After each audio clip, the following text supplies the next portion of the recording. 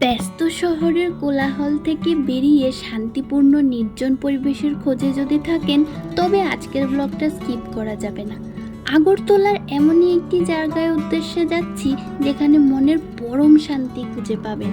সূর্যমণিনগর ত্রিপুরা ইউনিভার্সিটির পাশেই যে বাবুল চৌমুহনী রয়েছে, তার ডান দিকের রাস্তা দিয়ে কিছুটা ভেতরে যেতে হয়।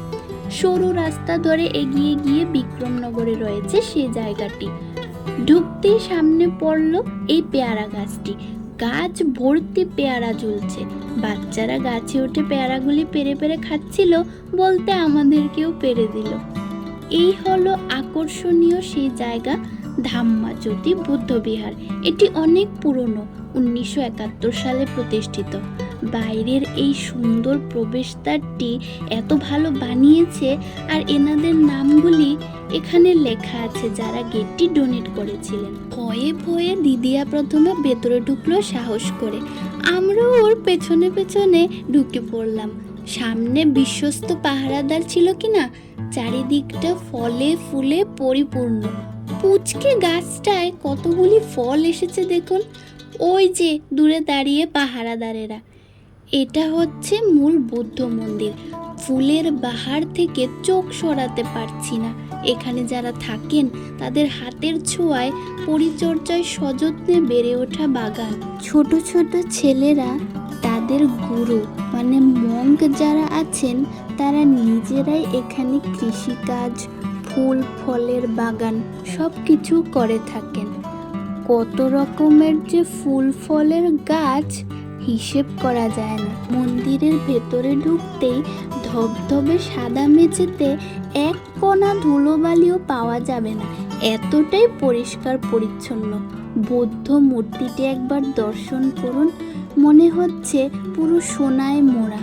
কি অভূতপূর্ব সুন্দর, তাই না?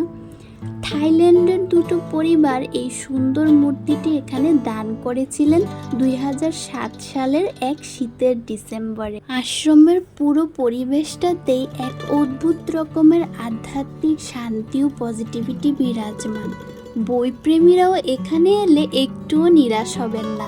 আলমিরা ভর্তি রসদ রয়েছে আপনাদের জন্য। উপরের দেওয়ালে এই ছবিগুলোর মাধ্যমে বুদ্ধদেবের ছোটবেলা, তার জীবনযাত্রা, তার বৌদ্ধত্ব লাভ খুব সুস্পষ্টভাবে দর্শিত রয়েছে। আরেকটিবার প্রণাম করে নিলাম। আশ্রমের যিনি এখন মঙ্ক রয়েছেন, উনি আমাদেরকে এত উষ্ণ অভ্যর্থনা জানান, এবং ওনার সাথে কথা বলে জানলাম মন্দিরের চূড়ায় যে রঙিন পতাকাগুলো উঠছে সেগুলো বুদ্ধিস্ট ফ্ল্যাগ, যাতে 6টা রং রয়েছে।